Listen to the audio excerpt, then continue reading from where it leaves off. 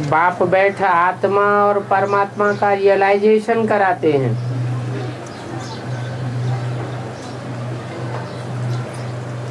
आत्मा को ही नहीं जानते और परमात्मा बाप को ही नहीं जानते तो फिर क्या जानेंगे? आत्मा परमात्मा क्या चीज है, ये भी अर्थ किसी की बुद्धि में नहीं है कि आत्मा क्या चीज है।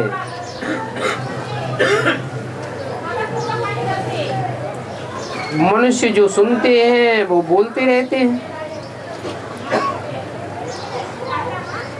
परंतु जो भी सुनते हैं रियलाइजेशन तो करते नहीं है, क्योंकि झूठी बातें सुनते रहते हैं। कोई कहते हैं आत्मा अंगुष्ठा मिसल है, कोई कहते हैं आत्मा सो परमात्मा, परंतु जो भी सुनते हैं है बिल्कुल रंग। राइट बात तो बाप ही सुनते हैं, सुनाते हैं।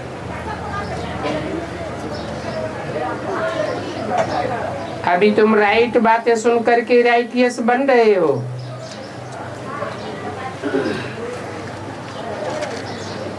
उन भक्ति मार्ग की बातों से फायदा कुछ भी नहीं है।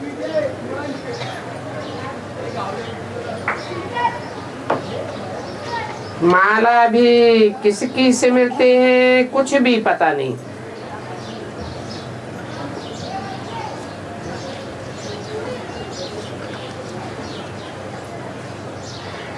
माला में होते हैं संगठित दाने, धागे में पिरोए हुए होते हैं। तो बुद्धि में आना चाहिए ना कि हर धर्म में माला घुमाई जाती है, माला के मणकों को स्मरण करते हैं। जरूर भगवान बाप ने आकर के ऐसी माला बनाई है जिस भगवान को सारी दुनिया के लोग मानते हैं।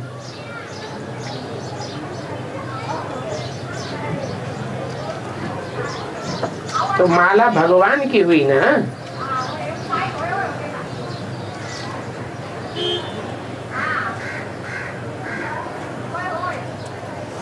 जैसे कि जट लोग होते हैं ना,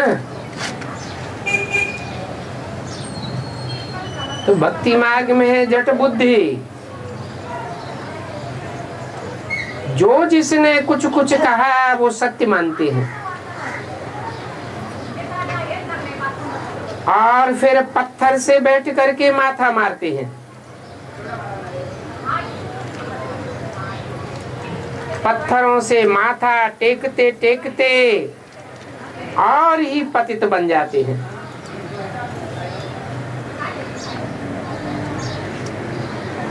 पतित बन जाते हैं, फिर माला से मिलने से क्या फायदा?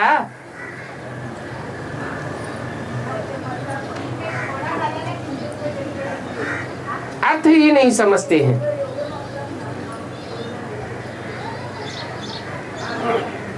पत्थर में माथा मारते मारते और ही पत्थर बुद्धि बन गई। उनको कहा जाता है तुच्छ बुद्धि।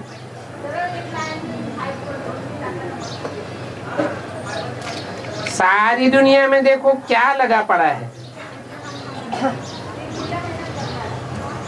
दुख ही दुख है, क्योंकि सभी आर्फन बन पड़े हैं। कोई निश्चित धनी धोरी तो है ही नहीं।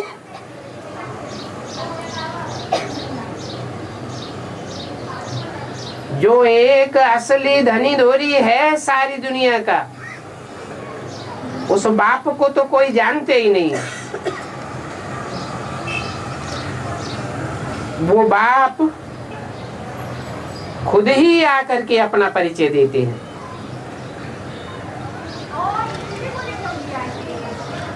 कहते हैं ज्ञान से सदगति होती है।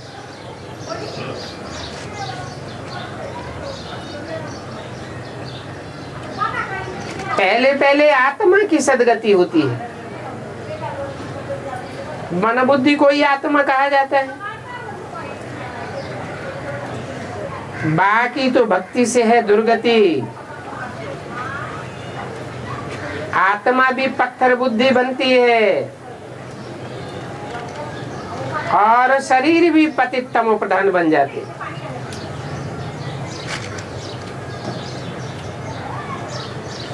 ये बातें भी बाप ही आकर के बतलाते हैं, और कोई भक्त ऐसा नहीं कहेंगे कि भक्ति से दुर्गति होती है। ये भक्ति से दुर्गति वाली बात तो बाप ही आकर के समझाते हैं, नहीं तो हजारों वर्ष से भक्ति होती चली आई, कोई की बुद्धि में ये बैठा ही नहीं भक्ति से हम दुर्गति को पाते जाते हैं। अभी बाप कहते हैं ज्ञान जिंदाबाद और भक्ति मुर्दाबाद होती है।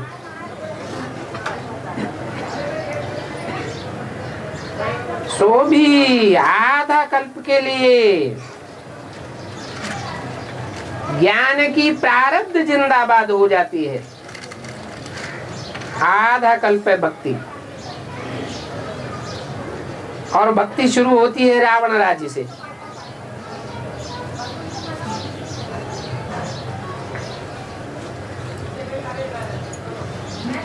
रावण कहा ही जाता है रुलाने वाले को। सत्युग त्रेता में तो कोई रोता नहीं,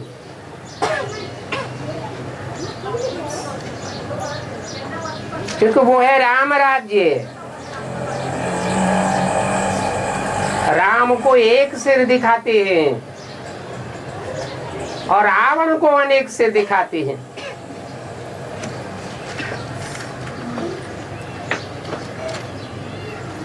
एक राज्य बाप ही आकर के स्थापन करते हैं।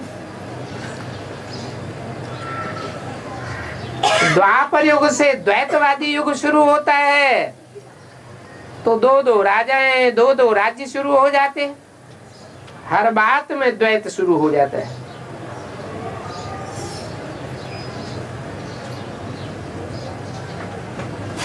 रावण से भक्ति आती है और भक्ति से सीढ़ी उतरते उतरते तमो प्रधान पत्थर बुद्धि बन पड़ते हैं।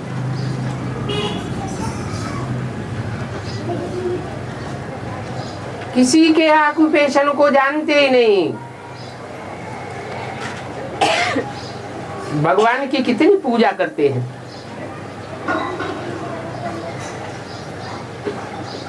इतनी मान्यता करते हैं, फिर भी जानते नहीं हैं।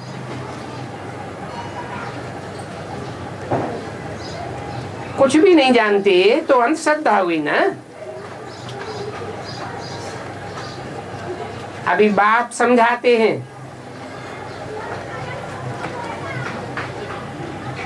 भगवान बाप से इतना लक्ष्मी नारायण जैसा उच्च पद पाने के लिए अपन को आत्मा समझना है और बाप को याद करना है। इस प्रैक्टिस में मेहनत है। मानो अगर किसी की मोटी बुद्धि है तो मोटी बुद्धि से ही याद करें।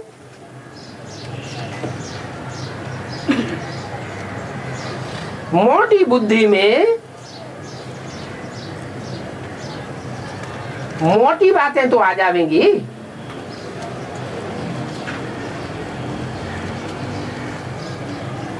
बिंदी तो सूक्ष्म है,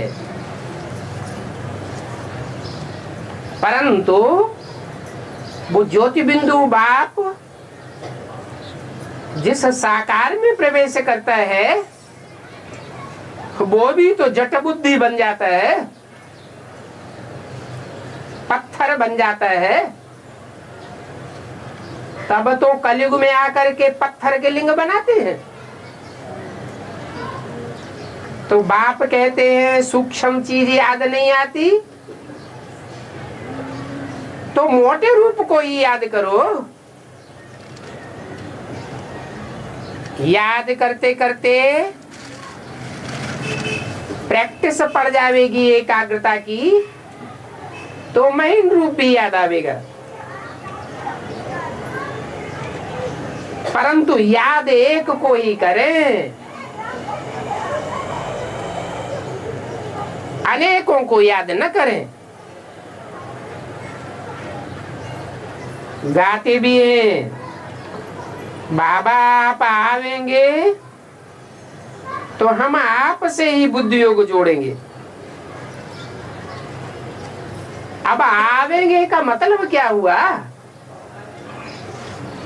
क्या सर्वव्यापी बन करके आवेंगे? अब सर्वव्यापी से बुद्धि योग कैसे जोड़ेंगे? बुद्धि योग जुड़ेगा या बिखरेगा? और ही बिखर जाता है। अभी बाप कहते हैं मैं तो मुकर्रर रथ में आता हूं, तो बुद्धि योग जोड़ना चाहिए ना। अभी बाप आए हैं, आए हैं, माना वो निराकार ज्योति बिंदु शिव कोई सर्वव्यापक होकर नहीं आया है। आए हैं माना प्रैक्टिकल में कोई तन में आकर के कार्य कर रहे हैं। अभी तुम बच्चे सभी किससे मिलने आए हो?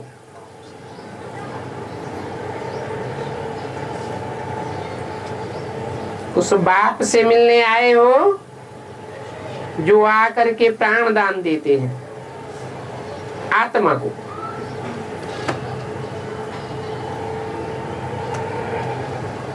तो आत्मा अमरलोक में जाती है। बाप ने समझाया है मैं काल पर जीत पहनाता हूं।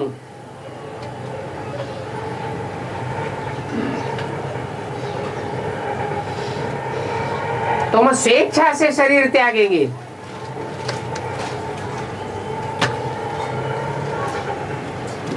तुमको अमरलोक में ले जाता हूं।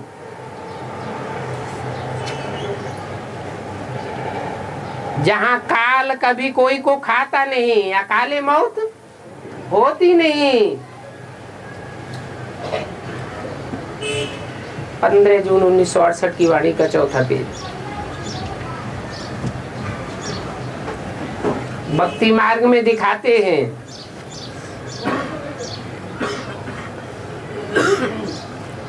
शंकर ने पार्वती को अमर कथा सुनाई।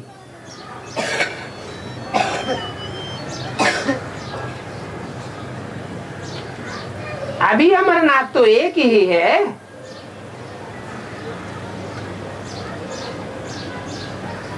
यहाँ पहाड़ों पर बैठ थोड़ी कथा सुनावेंगे। कहाँ की बात? कब की मुरली है? 68 में बोला यहाँ पहाड़ों पर बैठ थोड़ी कथा सुनावेंगे। माना जो माउंट आबू में ब्रह्मा के मुख से मुरली चली है वो कोई अमर कथा नहीं है। जिस कथा को सुनने से आत्मा अमर हो जाए, मृत्यु लोक से परे की स्टेज की चली जाए,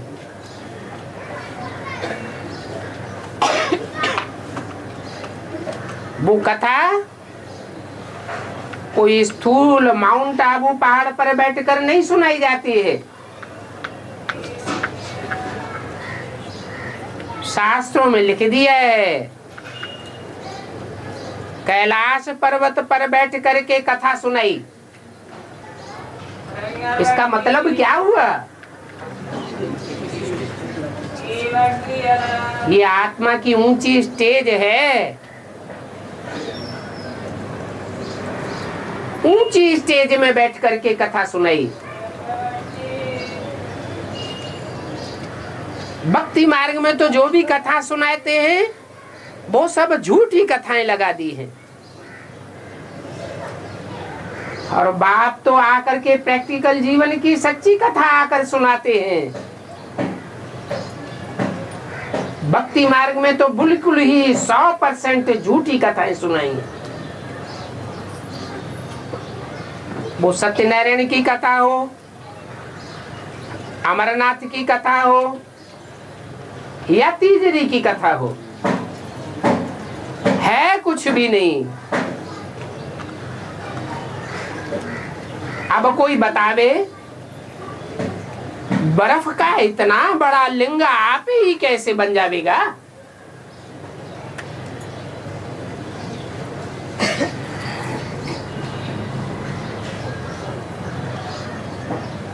तो बाबा ने अपना अनुभव सुनाया। कौन से बाबा ने? ब्रह्मा बाबा ने, कि अमरनाथ पर गुफा में सवेरे ही सवेरे बाबा चला गया। वहां एक ब्राह्मण बच्चा बैठ करके लिंग बनाए रहा था।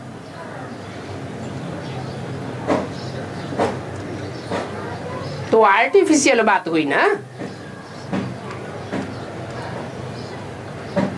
आप ही कैसे बन जाएगा? माना कोई बनावेगा तभी तो बन जाएगा।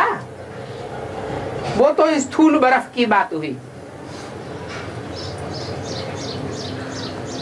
अब लिंग कोई बर्फ नहीं होता है। जो भगवान का लिंग ही पूजा जाता है। और देवताओं की तो सारी कर्मेंद्रियां पूजी जाती है। और देवताओं का लिंग नहीं पूजा जाता है। और भगवान बाप का लिंग पूजते हैं।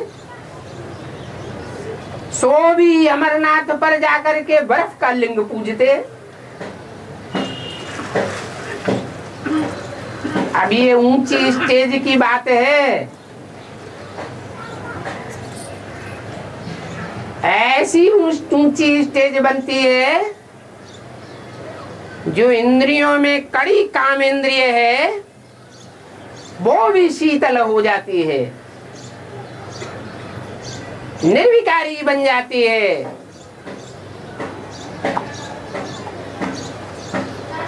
तो आपे ही बनने की बात नहीं है। ये पुरुषार्थ करके प्रैक्टिस करके इंद्रियों को शांत करने की बात है, याद के बल से। किसकी याद के बल से?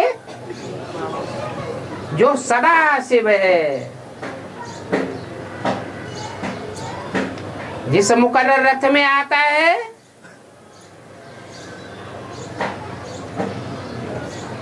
तो उसकी इंद्रियों को पहले शीतल बनाता है। बाकी आपे ही शीतल बन जावे ऐसी कोई बात नहीं है।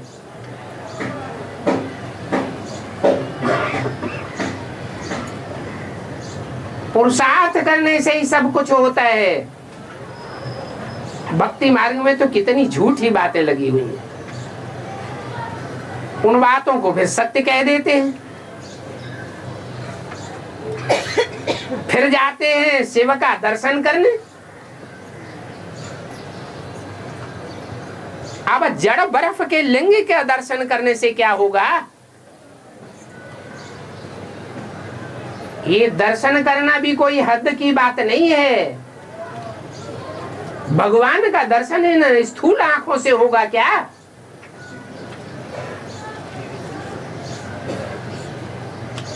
वो परम पवित्र स्टेज जिसे एवर प्योर स्टेज कहा जाता है वो इन आंखों से दिखाई पड़ेगी क्या? ये तो ज्ञान की समझने की बातें हैं।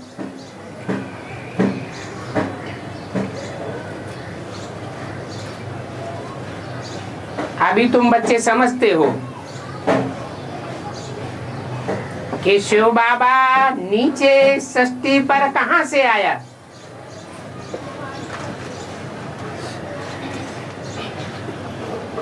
कहां से आया? है? शिव बाबा। शिव है ज्योति बिंदु निराकार का नाम, और बाबा है साकार का नाम। निराकारी दुनिया से निराकार आया, और साकारी दुनिया से साकार, और दोनों का मेल हुआ तो कहा गया शिव बाबा। हर बात में अभी बंडर लगता है। दुनिया कहती है सर्वव्यापी है, और बाप ने बताया वो सर्वव्यापी नहीं होकर आता है, एक व्यापी होकर आता है। भक्ति मार्ग में जहां जाओ सभी वंडरफुल बातें हैं।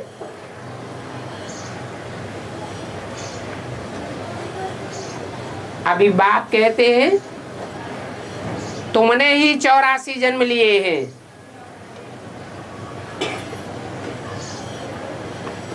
तुमने माने बाप जब साकार में आते हैं, उस साकार में सन्मुख बैठने वाले बच्चों से कहा जाता है तुमने। जो बाप के साकार में आकर के नहीं बैठते,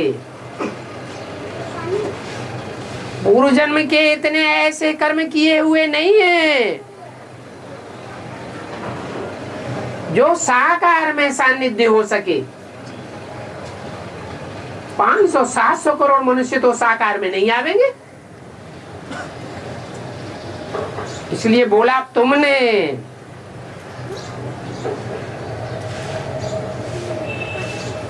जिन बच्चों के लिए बोला गया है, तुम 2 शब्द भी आकर के सुनते हो बाप से, तो स्वर्ग में क्यों नहीं आवेंगे? कौन से स्वर्ग में आने की बात की हो? 3rd क्लास स्वर्ग, 8.25 कला संपूर्ण। जब बाप लक्ष्य देते हैं स्वर्ग का, तो 16 कला संपूर्ण स्वर्ग का लक्ष्य देते हैं। उस स्वर्ग में आने वाले बच्चों की संख्या करोड़ों की तादाद में नहीं हो सकती। बहुत थोड़े बच्चे हैं जो 84 जन्म लेते हैं, और ये 84 का चक्र लगाने वालों ने सबसे जास्ती तीर्थ आदि किए हैं। कितने धक्के खाए होंगे। जो कम जन्म लेते हैं वो इतनी भक्ति नहीं करते। तुमने भक्ति भी जास्ती की है तो ज्ञान भी तुम जास्ती उठाते हो। तुम अपने 84 जन्मों की गुह्य गति को जल्दी जान जाते हो, क्योंकि तुम ही बीज रूप स्टेज में जाते हो और तुम ही विस्तार में भी जाते हो। तो सार में टिकना और विस्तार में जाना, ये प्रैक्टिस तुम बच्चों को जितनी है, उतना प्रैक्टिस और धर्म में कन्वर्ट होने वालों को नहीं है। तो तुमने भक्ति में कितने धक्के खाए होंगे। धक्के खाते खाते जा करके पट्ट में पड़े हो।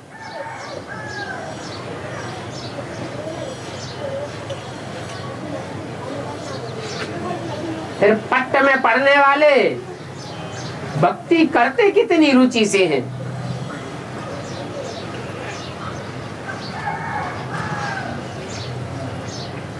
ऐसी तो भक्ति करते हैं कि भक्ति करते करते जान भी दे देते हैं।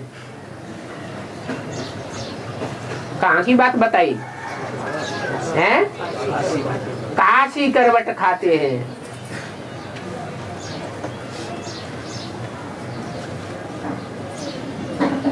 फिर भक्ति मार्ग में कथाएं बनाई हैं। रावण की कथा बना दी, 100 शीशों को काट काट शंकर को मैंने पूजा है।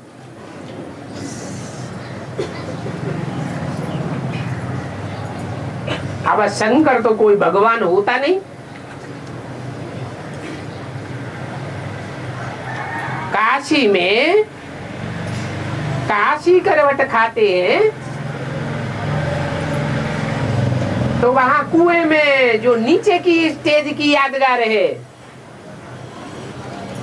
ऐसी स्थिति में जब वो साकार की यादगार लिंग जिस पर प्राण न्यौछावर करते हैं नीचे स्टेज में दिखाया जाता है, वहां की बात है।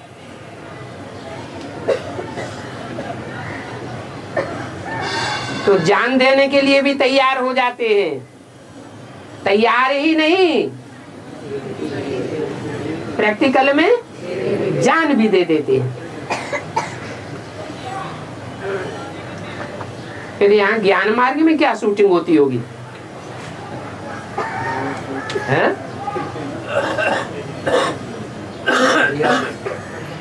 ऐसे जो कठोर भक्त होते हैं, ऐसे बच्चे ही बाप की महिमा के अधिकारी बनते हैं, जिनके लिए मुरली में बोला है तुम बच्चे आए हो जान हथेली पर लेकर। बाबा लो ये प्राण हमारी हथेली पर रखे हुए हैं, जब चाहे ले लो। संगम युग में जरूर ऐसे कोई पंच प्यारे बच्चे होते हैं। सिखों ने भी भक्ति मार्ग में उन्होंने को ही फॉलो किया है पंच प्यारे के रूप में।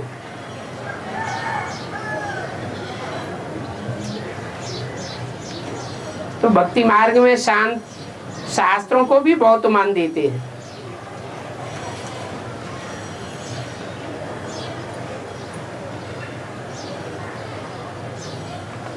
जैसे पत्थर के लिंग को बहुत मान देते हैं, शास्त्रों को भी मान देते हैं।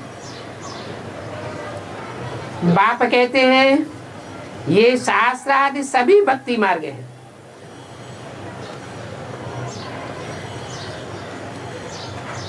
उनसे कोई की भी सदगति नहीं हो सकती।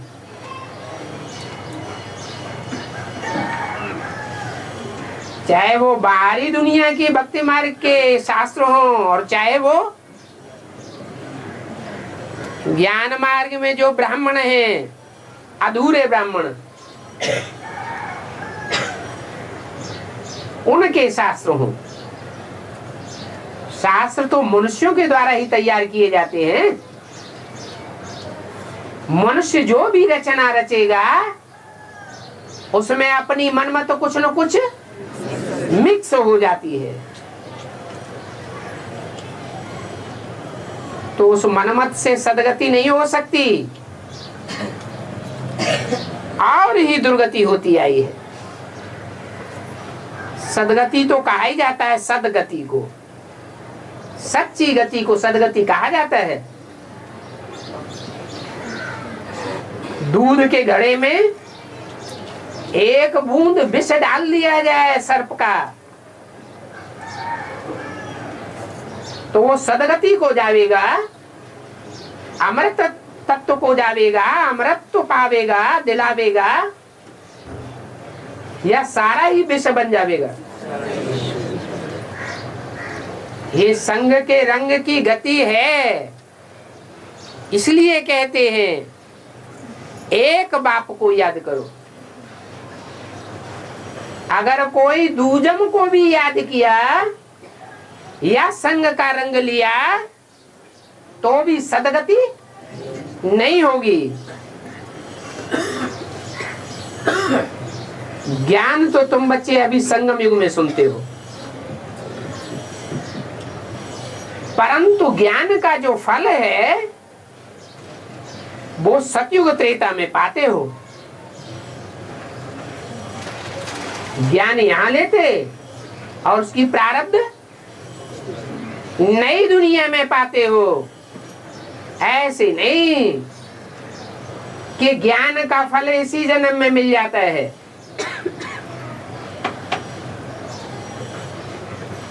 यहाँ भी जो बच्चे भक्ति मार्ग त्याग नहीं सकते हैं बुद्धि से, वो भगवान से इसी जन्म में प्राप्ति करना चाहते हैं। बाप कहते हैं इस जन्म में जो भी तुम्हें सुख दुख मिलना होगा वो पूर्व जन्मों की प्रारब्ध है, इसमें मैं कुछ भी नहीं कर सकता। मैं तो आत्मा के लिए प्राप्ति कराने आया हूं और आत्मा का कनेक्शन इस जन्म के शरीर से है या भविष्य जन्मों से है। आत्मा का कनेक्शन भविष्य के 84 जन्मों से है, तो मैं भविष्य की प्राप्ति कराने आता हूं। उसमें भी जितना जितना तुम श्रीमत पर चलेंगे उतना स्वर्ग की प्रारब्ध प्राप्त करेंगे, सुख का प्रारब्ध पावेंगे। और जितना मनमत या मनुष्य मत पर चलेंगे उतना दुख की प्रारब्ध भी मिक्स होती रहेगी। इसलिए द्वैतवादी द्वापर युगी कलयुगी दुनिया में दुख भी बढ़ता जाता है। बढ़ते बढ़ते सुख बहुत स्वल्प रह जाता है और दुख परसेंटेज में बहुत हो जाता है। काग बिष्टा समान सुख रह जाता है। तो बाप कहते हैं कि भक्ति का फल भी तुम आधा कल्प भोगते हो। रावण माना ही भक्ति, क्योंकि रावण से ही भक्ति आती है। वो अनेक सिर हैं, उनमें बुद्धि योग लगाने से तुम द्वापर कलयुगी दुखी दुनिया की प्रारब्ध पावेंगे।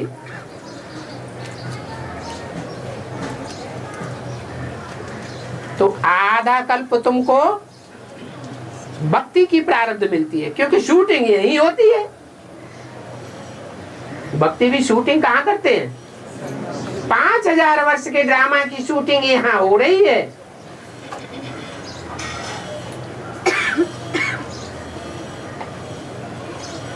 तुमको अभी स्वर्ग का अथवा विश्व का मालिक बनाते हैं। और जो दूसरे धर्म में कन्वर्ट होने वाली आत्माएं हैं या ब्राह्मण आत्माएं हैं, कच्ची कन्वर्टेड ब्राह्मणों की दुनिया की आत्माएं हैं, वो ऐसी प्राप्ति नहीं करती। कैसी? विश्व का मालिक नहीं बनती। विश्व की जो राजाई में देता हूं उसमें अंश मात्र भी प्राप्ति उनकी नहीं होती है। वो राज्याधिकारी भी नहीं बन सकेंगे। और तुम तो नंबरवार विश्व के मालिक बनते हो। नंबरवार क्यों कहा? क्योंकि 100% तो एक ही होता है और बाकी नंबरवार। और जो राज्याधिकारी होंगे उनको नंबरवार कहा जाता है। ये बात तुम ही जानते हो।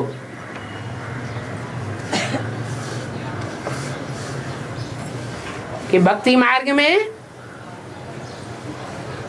कोई भी हिंसक युद्ध करके, हिंसा को फॉलो करके विश्व की बादशाही नहीं ले सका। ये तो जानते हो। हम ही विश्व के मालिक थे। ये लक्ष्मी नारायण विश्व के मालिक थे ना। सारी दुनिया ने इनके सामने सर झुकाया है।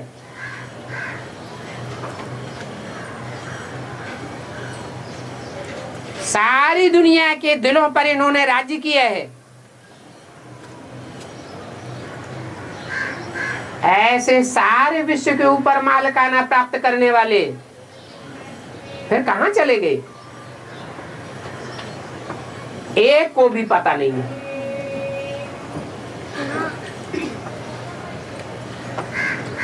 अभी बाप तुमको सब बातों का पता कराते हैं। तुम बच्चों को बाप बैठ समझाते हैं कि तुम्हारा ये सूर्यवंशी घराना था। कौन सा वंशी? सूर्यवंशी घराना था। आदि सनातन देवी देवता धर्म का घराना था। अभी तुम आकर नीचे गिरे हो। अभी तुम्हारी भक्ति पूरी होती है। रावण राज्य जब पूरा होता है तब ही मैं आता हूं।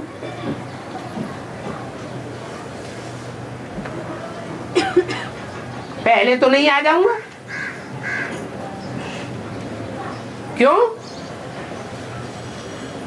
क्योंकि राम राज्य स्थापन करने के लिए ही मैं आता हूं। अनेक सिरों का राज्य स्थापन करने के लिए नहीं आता हूं।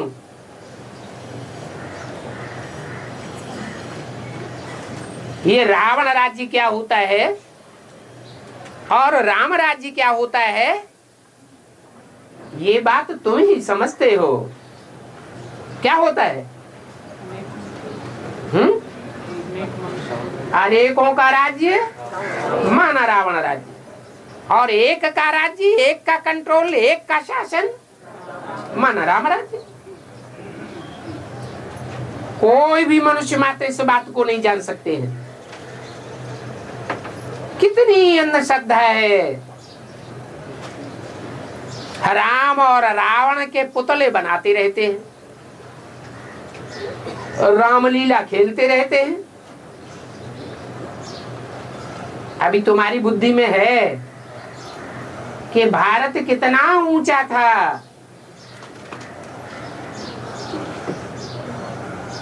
अभी भारत का क्या हाल हो गया है। कितना उधार लेते रहते हैं।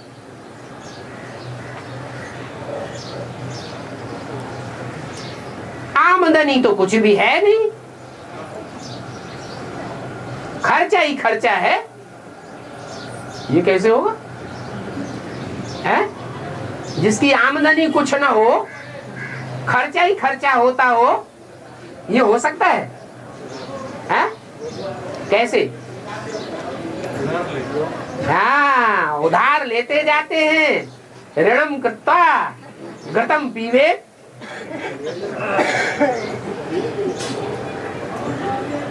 भारत इस समय विदेशों से ऋण ले रहा है ना। भारत में इस समय कितनी तेजी से विदेशी कंपनियां खुलती जा रही है। तो भारत के ऊपर किसका राज्य कायम होता जा रहा है? विदेशियों का मतबा कायम होता जा रहा है। कितना लोन लेना पड़ता है। भारत कितना साहूकार था,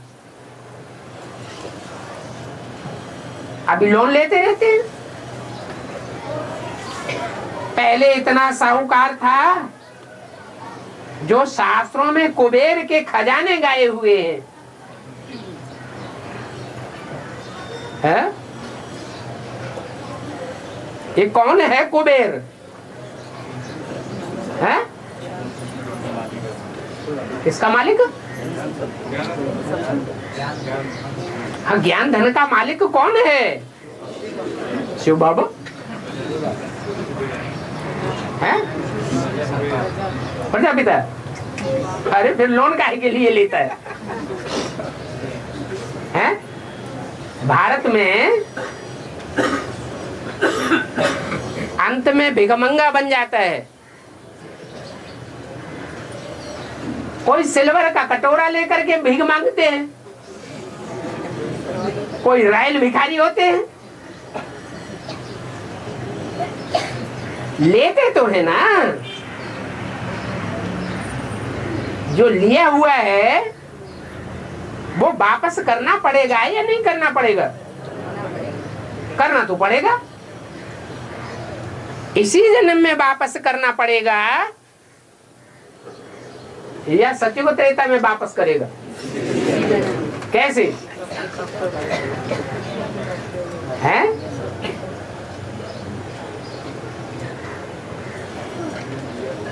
जब इस दुनिया पर विनाश बरपा होता है तो बाप भी इस दुनिया में प्रैक्टिकल में प्रत्यक्ष हो जाता है। अभी गुप्त पार्ट चल रहा है, ये प्रत्यक्ष पार्ट चल रहा है, गुप्त पार्ट है। जब बाप प्रत्यक्ष होते हैं तो प्रत्यक्षता के समय का ही गायन है, बैगर टू प्रिंस बनाते हैं। जब प्रिंस बनाते हैं तो कुबेर के खजाने भी प्रत्यक्ष होते हैं। अभी दुनिया में उस कुबेर के खजाने का कोई मूल्य नहीं है। जब कुबेर प्रत्यक्ष होगा तो कुबेर के वो ज्ञान धन के खजाने भी प्रत्यक्ष होने लगेंगे। ऐसे प्रत्यक्ष होंगे जो दुनिया में सब धंधे धोरी चौपट होने लगेंगे। एक ही बड़ा धंधा रह जाएगा, ज्ञान लेना और ज्ञान देना। इन ज्ञान रत्नों की इतनी भारी वैल्यू दुनिया में हो जाएगी। तब का गायन है कुबेर का खजाना।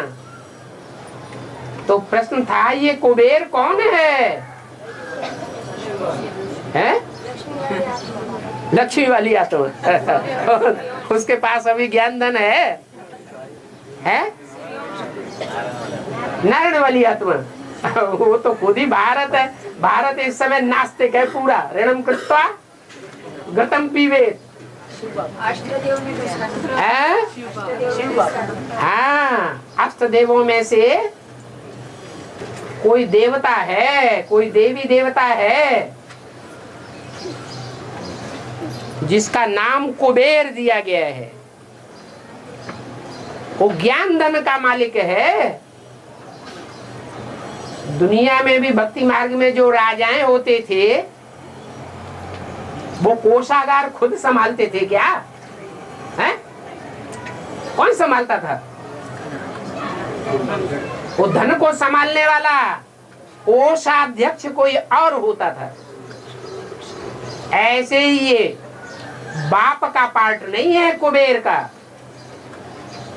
क्या कोई और आत्मा है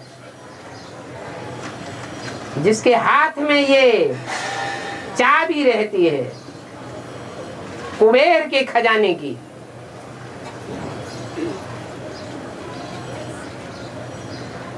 तुम कुबेर के खजाने के मालिक थे, अभी भीख मांग रहे हैं। ऐसी शूटिंग चल रही है। कुबेर भी मौजूद है, कुबेर का बेहद का खजाना भी मौजूद है, लेकिन फिर भी भीख मांग रहे हैं। और ऐसे भिखमंगे बने पड़े हैं कि पाई पाई पैसे पैसे के लिए हैरान है भारत। अरे हैरान है या नहीं हैरान है? ब्रह्मा बाबा के पास 300-400 का हुजूम था, बारात लगी पड़ी थी। तो उसकी पालना की उनको चिंता थी या नहीं थी? है? नहीं थी? थी। अभी भी ब्रह्मा सो विष्णु की स्टेज प्राप्त कर गया है, यह ब्रह्मा ब्रह्मा की ही स्टेज में है? अभी भी वही शूटिंग चल रही है। उस समय 300-400, अभी वो हुजूम बढ़ करके 600-650 का हो गया।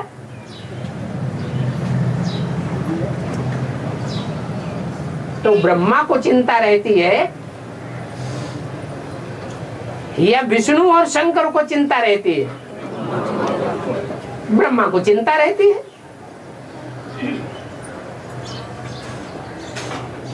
भारत इस समय पाई पाई पैसे के लिए हैरान है। ये है ही हैरानी की दुनिया। क्यों?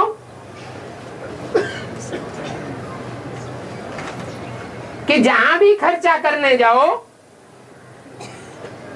वहां धोखेबाज मिलते हैं या सच्चे लोग मिलते हैं? जहां जाओ वहां है धोखेबाज लोग मिलते हैं। सरकार ही ऐसी हो गई है।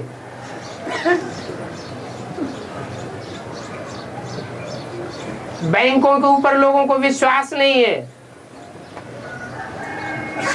पता नहीं बैंकों का कब दिवाला निकलने लगे। ऐसे ऐसे कारोबार दिखाई पड़ते हैं। कंपनियों के ऊपर लोगों को विश्वास नहीं है। दिन ब दिन कंपनियां फेल होती रहती हैं।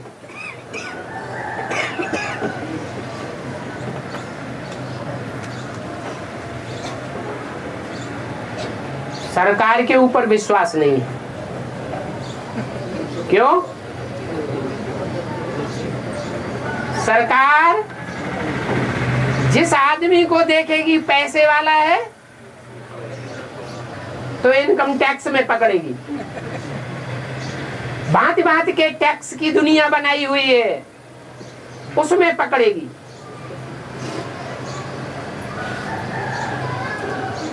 कोई प्रॉपर्टी की भी खरीदारी की जाए तो उसमें भी सरकार का हिस्सा लगा हुआ है। स्टाम्प पेपर के रूप में खरीद लेगी तो हैरानी ही हैरानी है। जिन लोगों से वास्ता पड़े वो कोई ना कोई 420 करने में लगे हुए हैं।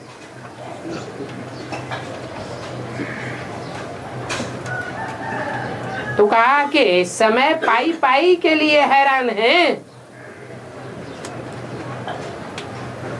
कहा ऐसा भी टाइम था जो भारत सोने की चिड़िया थी। उस सोने की चिड़िया को हर एक कोई अपने हाथ में लेने के लिए आतुर था। कहा देखो अभी भीख मांग रही है।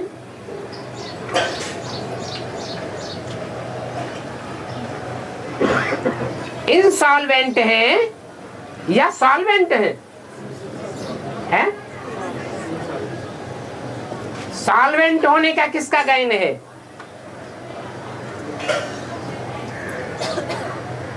अरे ये सब 5000 वर्ष के ड्रामा में कभी सॉल्वेंट भी होते हैं। कब? भरपूर। लक्ष्मी नारायण सॉल्वेंट थे या इंसॉल्वेंट थे? सॉल्वेंट थे। अभी इंसॉल्वेंट बन पड़े।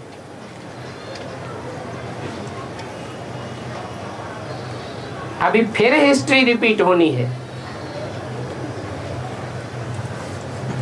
अभी तुम फिर से विश्व के मालिक बन रहे हो नंबरवार पुरुषार्थ अनुसार।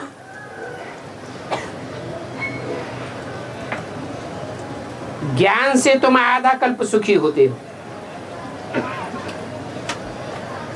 फिर भक्ति से आधा कल्प दुख होता है।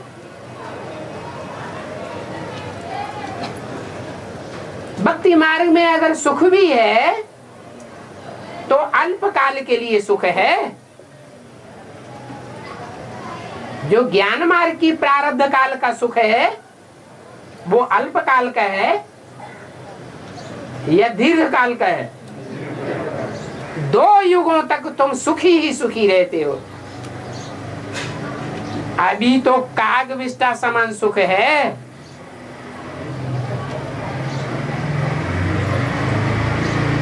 बाप अपने बच्चों को ही बैठ समझाते हैं क्या?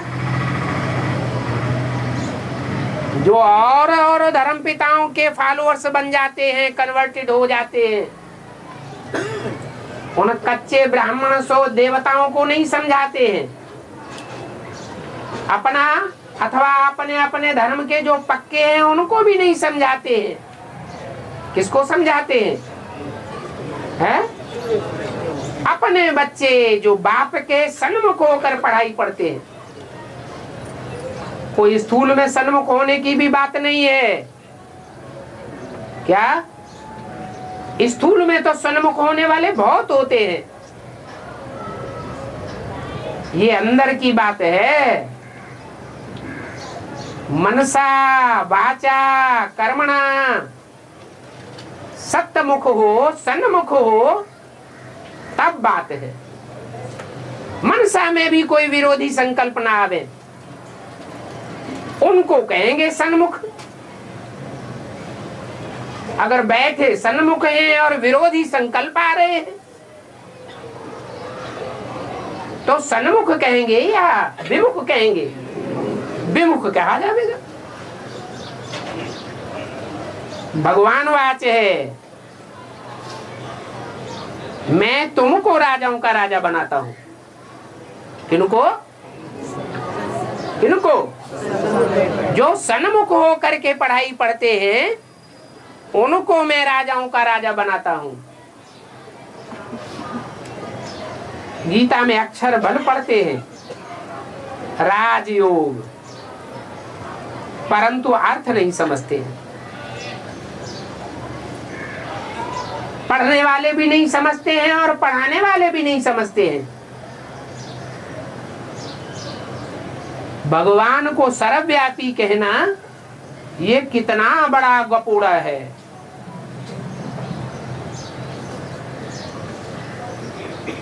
कितनी गालियां आदि देते रहते हैं। अभी भगवान आकर उलाहना देते हैं कि मैं आता ही तब हूं जब तुम हमारी ग्लानि करने लग पड़ते हो। क्या ग्लानि? कण कण में भगवान। कण कण अर्थात कोई जड़ कण की बात है क्या? जो आत्माएं हैं वो भी स्थूल कण हैं। एक तरह का जैसे कण अति सूक्ष्म होता है, एटम अति सूक्ष्म होता है, ऐसे आत्माएं भी सूक्ष्म सूक्ष्म कण हैं लेकिन चैतन्य है। तो कण कण जैसा पार्ट बजाने वाली आत्माओं में मैं नहीं आता हूं। ड्रामा में पार्ट होते हैं ना, छोटे बड़े पार्ट होते हैं, तो मैं छोटे छोटे पार्टधारियों में आता हूं या हीरो पार्टधारी में आता हूं। वो धर्म पिताएं भी आते हैं तो 33 करोड़ देवताओं में से जो श्रेष्ठ देवताएं होते हैं नंबरवार, उनमें ही आते हैं। कोई सतयुग का दूसरा नारायण, कोई तीसरा नारायण, कोई चौथा नारायण। जिस नंबर का धर्म पिता होगा उसी नंबर के नारायण में प्रवेश करता है। तो मैं कण कण जैसा पार्ट बजाने वाली आत्माओं में नहीं आता हूं। मुझे फालतू ही कण कण में ठोक देते हैं। ये तो मेरे लिए बेहद की गालियां हो गई।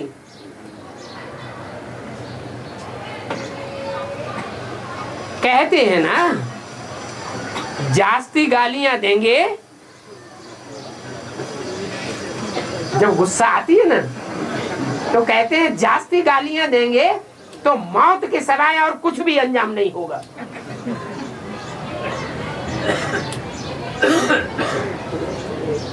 मौत ही मौत देखेंगे। मुरली में भी बोला हुआ है, बहुत तंग करेंगे तो विनाश करा दूंगा।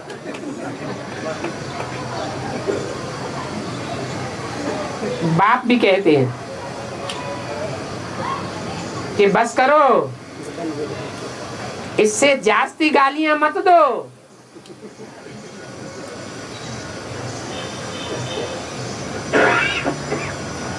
जब अनिश्चय बहुत बढ़ता है संसार में तो एक भगवान प्रत्यक्ष होता है या ढेर के ढेर भगवान प्रत्यक्ष हो जाते हैं। घर घर में पति परमेश्वर भी भगवान साबित होकर रहता है।